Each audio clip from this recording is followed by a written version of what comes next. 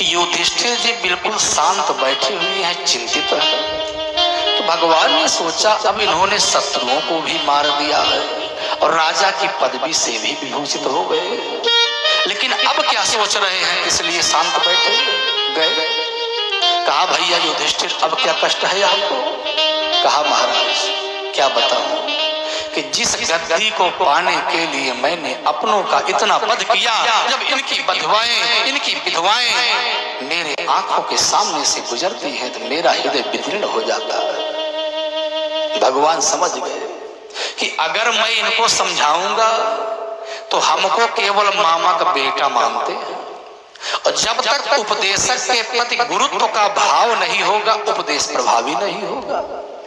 कि मैं कितना भी इनको समझाऊंगा कहेंगे ये मेरे मामा के बेटे ही तो हैं, ये क्या जाने।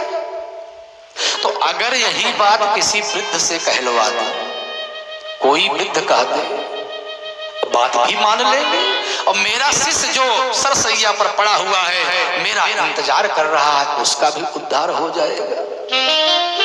अर्जुन को द्रौपदी को लेकर के सबको भगवान पितामह भीष्म के पास गए। अब भगवान थोड़ा सा पीछे खड़े हो गए, सामने अर्जुन जी गए। कहा दादाजी पढ़ाओ। अब पितामह भीष्म बाणों की सैया पर पड़े हुए हैं, हाथ पैर हिलना तो मुश्किल हो गया। कहा भैया तुम अकेले आए हो? वो नहीं आए क्या? कहा किसको पूछ रहे हो? कहा मेरे मामा के लड़के। भगवान ने कहा दादाजी हमको पूछा क्या? अर्जुन से कहा इनको पहचान रहे हो? कहा महाराज इनको नहीं पहचानूंगा, मेरे मामा के लड़के। कहा तुम्हारा इनका वास्तविक संबंध क्या है? कि यम मन्य से मातुलेयम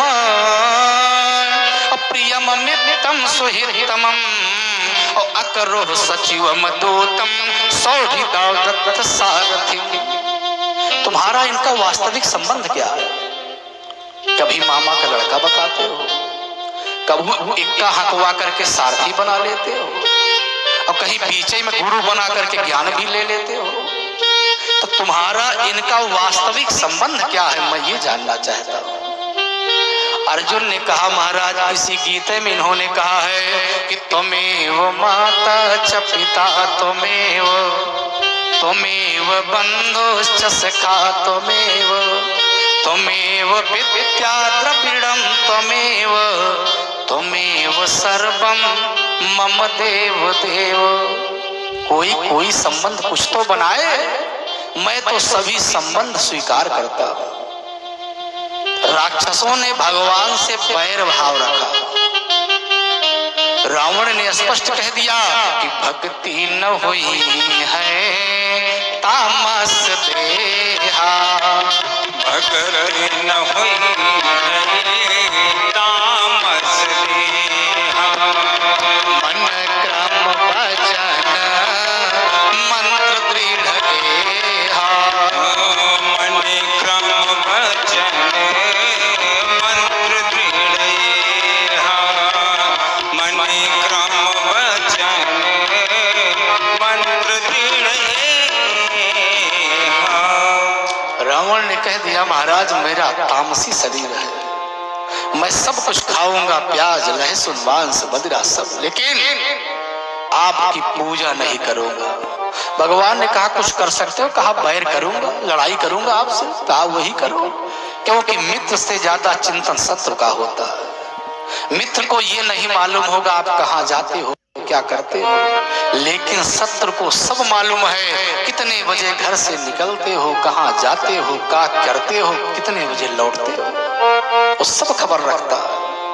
तो मित्र से ज्यादा चिंतन शत्रु करता है। भगवान कहते हैं कोई स्वभाव, कोई रिश्ता तो बनाओ।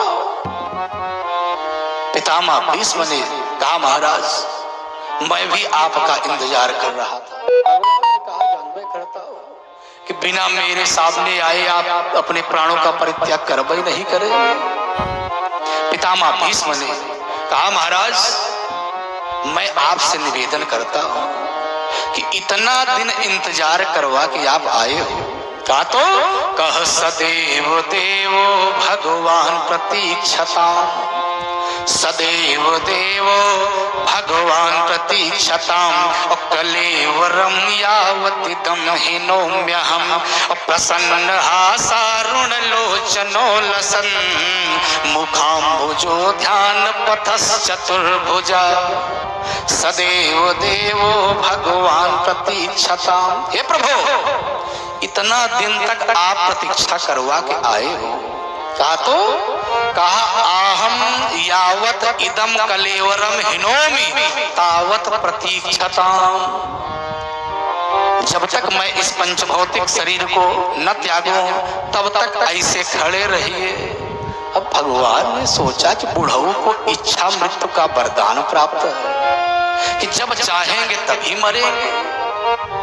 अब पता नहीं कब इनके प्राण पखेरु उड़ेंगे, कब तक मैं यहीं खड़ा रहूंगा। भगवान का मुखमंडल मुरझाया। पितामह भीष्म ने कहा, महाराज मैं ऐसे चित्र का दर्शन करने के लिए नहीं कहा। कहा प्रसन्न हासारुण लोचनो लसत। आपके चेहरे पर मुस्कान होनी चाहिए।